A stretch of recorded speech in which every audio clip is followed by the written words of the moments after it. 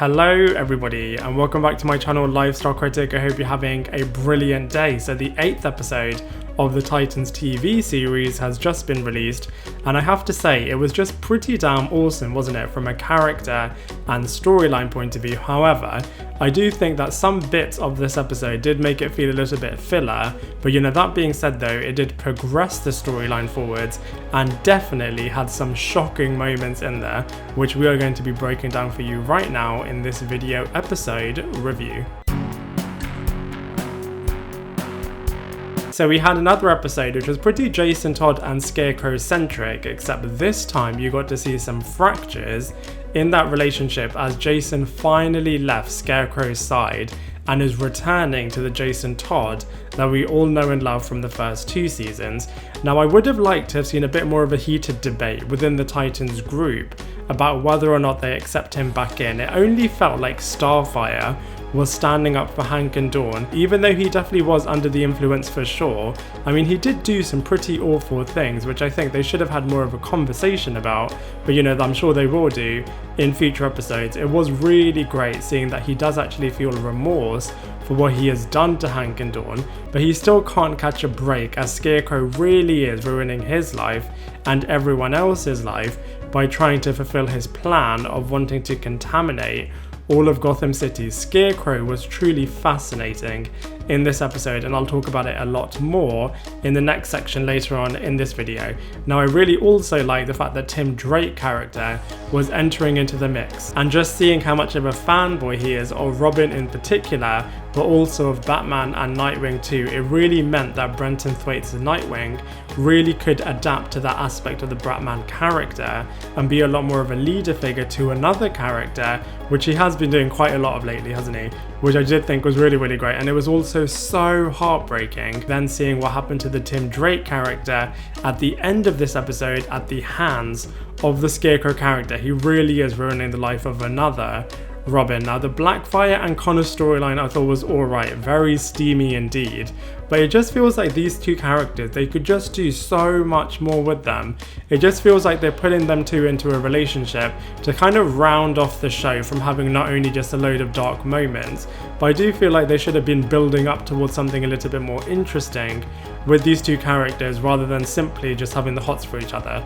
Now I do wonder what Starfire's visions were all about. Maybe her parents are trying to communicate with her and trying to bring her back to Tamaran. Now whilst that storyline has been interesting, especially in the past few episodes with the Starfire and the Blackfire relationship, I just wish that they would give Corey a little bit more to do, as when she was teaming up with Rachel in season 1 and Donna in season 2, she was so much more interesting. So the more Earth-based storylines for this character need to take place a lot more in the next couple of episodes and the future seasons as well. I did also love that they finally gave the Titans their own version of the bat signal.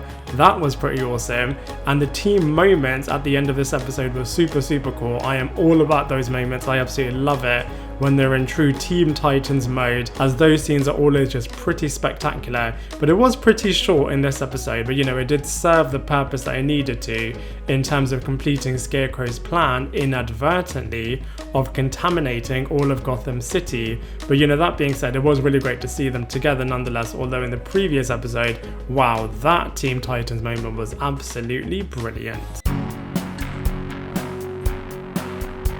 So I am truly living and here for the Jason Todd and Dick Grayson scene. So much history and deep character development between the two of them, and it was just really great seeing them interacting again as pure characters without the masks and without the big elaborate sequences going on. This really is where TV shows can sometimes be a bit more superior to their movie counterparts, as you can go so in depth with character arcs, character motivations, and character relationships as well. This episode also marked the beginning of Jason's redemption arc. Like I said, I wish they would have explored this a lot more and really pushed it a lot more, but maybe if they bring back the Dawn character in the future, then they can explore it a lot more then. I do wonder if he'll also continue to be the Red Hood if he ever goes back to the Titans. Hopefully they don't kill off this character by the end of this season, but I have got a bit of a niggling feeling in the back of my mind that they might actually do that at the end of this season. I thought that they would have taken Dick off the map for a little bit longer, considering that he got hit by a truck, But you know, they really are showing how indestructible the Titans really are, aren't they? Storyline wise, it did serve its part though, in terms of Jason Todd hovering over him and having the option of killing him or calling 911. I also liked how it also impacted the Barbara Gordon relationship as well, in terms of her missing her fancy gala to make sure that Dick was okay and called everyone on his behalf as well. Now I really liked seeing the 60s style Robin outfit in Dick's vision too. Brilliant how they make these cameo appearances in these kinds of shows, just like they did with the WandaVision TV series a couple of months back as well. Conor and Blackfire are so great, very powerful pairing, quite literally, but they just don't really do that much with them. Like I said before, it's hard to get behind them or champion their relationship as well, when they haven't really done enough character development individually, which is why, you know, when Rachel and Gar and Starfire and Dick are together, it's a lot better, as you really know these characters so much more, so that when they do get together, you can really champion them as well. Conor also in particular has so much potential as a character, which they haven't really tapped into at all this season. I feel like in the previous season they really went into it so much, and I would just love for that to happen a lot more in this season. Like I said with Starfire, I really do miss her storylines from the previous seasons as well. They were a lot more team and Earth-centric based. The Tamaran stuff is interesting, but it is getting a little bit repetitive now. But I am hopeful that she'll get a lot better soon, especially with Rachel and Donna returning soon as well. Now I loved seeing Tim Drake, although I would have wanted to see his emotion and anger being pushed a lot more, as the last time we saw this character, we saw that he was seeing his parents dying, and they only really breezed over this with one little conversation about it, and so I would have wanted them to push that a lot more, and maybe they will do when he discovers that actually the Jason Todd character / Red Hood was the one responsible for all of them. Him being a bit of a fanboy over Robin and Nightwing was pretty cool too, and you just know that he's going to play a much bigger part in upcoming episodes in this season. Him popping up every now and again in this episode was really funny, but wow, the way in which Scarecrow brutally shot him at the end of this episode was just so shocking. Speaking of which, wow, I loved the Scarecrow deep character growth this episode. It was honestly fantastic. Talk about excellent character moments.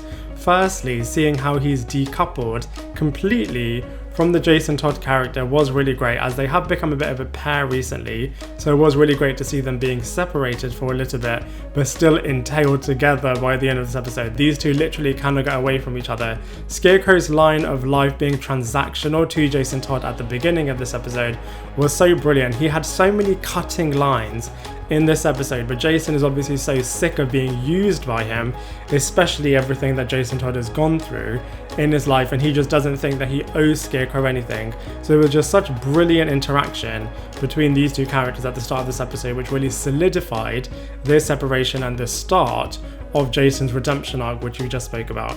They really did show as well what a dangerous, murdering lunatic Scarecrow is, and that he's really not somebody to be underestimated, and really showed what a crazy Batman Rogue Gallery villain he really is. Seeing him with his mother in the psychologist scenes were just bloody brilliant. The way in which he psychoanalyzed him and said that he's really afraid to confront his problems, so hides away and takes the weaker person's way out through abuse and through drugs was just so epic.